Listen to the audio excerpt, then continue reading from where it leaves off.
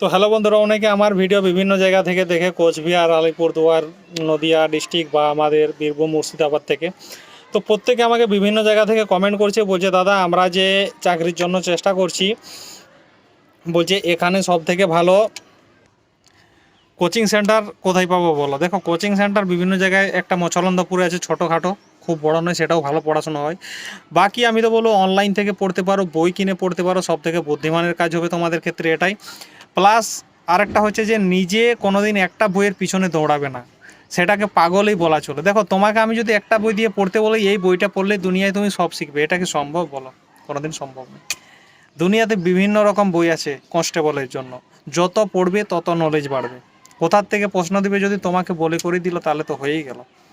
পড়াশোনা হচ্ছে এমন একটা জিনিস, এটা যত পড়বে তত নলেজ বাড়বে, তত শিক্ষা বাড়বে। ঠিক আছে, বাকিদের থেকে তোমার পরীক্ষায় সহজ মনে হবে প্রতিটা জিনিস তখন। তো এটার জন্যই বলবো যে এসএসসি জিডি কনস্টেবলে বিভিন্ন বই আছে, বিভিন্ন লেখকের বই আছে, কিনে করে পড়াশোনা শুরু করো। একটা নয়, 4টা বই কিনো, আলাদা আলাদাভাবে 5টা বই কিনো, 6টা বই কিনো, পড়াশোনা শুরু করো। যারা পড়াশোনা নিয়ে খুব ভালো, তাদের ক্ষেত্রে এটা সহজেই মনে হবে। তো আশা করি কথাটা বুঝতে পেরেছো। চ্যানেলটা সাবস্ক্রাইব করে লাইক কমেন্ট করবে।